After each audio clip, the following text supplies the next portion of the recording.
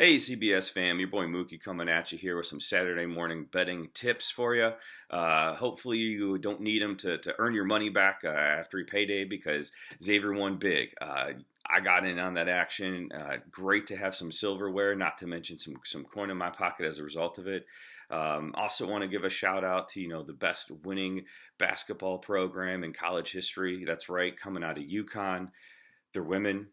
So again, they continue to march on. Love to see that from that squad, resilient and a great storyline.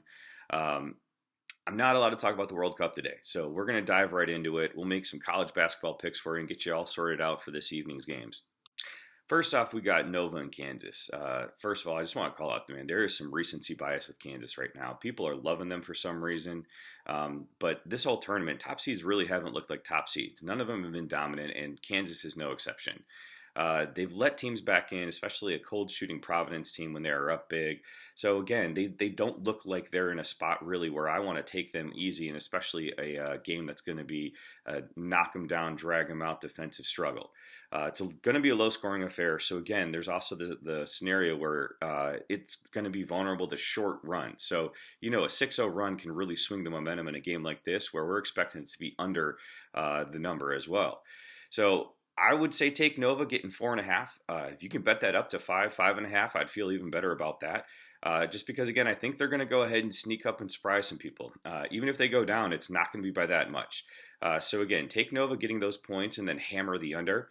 If you do need a little extra juice, you want a little something extra to pay attention to so that you can actually enjoy watching the entire game as it drags on. Take Eric Dixon getting over 8.5 points. Again, dude used to come off the bench, but now with Nova Star going down with the popped Achilles, he's going to be getting himself starting guard minutes. So getting to 8.5 points should really not be a challenge whatsoever, and that'll give you a little something extra to pay attention to while you're falling asleep during the match. But the game everyone is talking about, Duke, North Carolina. Let's be honest, there's a ton of media coverage on this. There's a ton of hype on it. And it's on everything besides the basketball.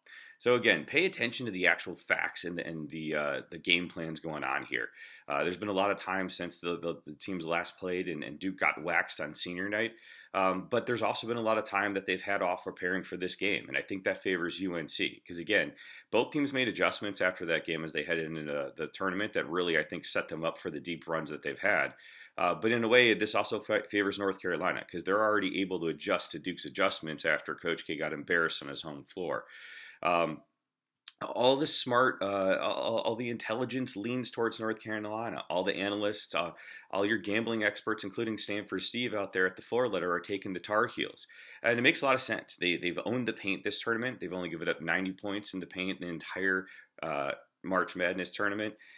They're also the second best rebounding team as well. So they've got that length on the perimeter that allows them to get out pressure on the perimeter, but then also get back and clean up the boards as well. They've got a deep roster, much deeper the roster than Duke. They're going to be able to absorb the fatigue, and they've got the stamina they need for warm bodies coming on the court because this is going to be a high-scoring track meet. So again, when you can rotate 8-9 guys in easily without a lot of concern compared to Duke 6, that definitely leans Tar Heels.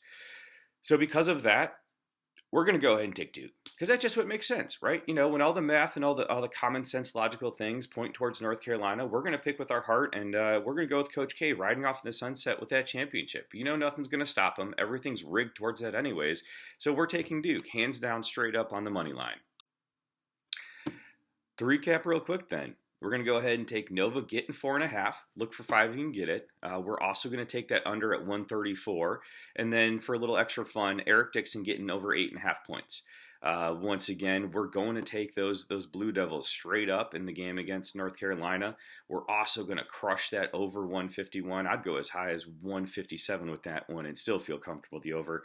And then the easiest money of all of this weekend is it's going to be over 3.5 days until Mike and Scott talk to me again after this pick. So go ahead, put your cash in, lock it in, and then sit back and relax and enjoy the weekend, CBS fam, because this is your boy Mookie hooking you up. Peace out.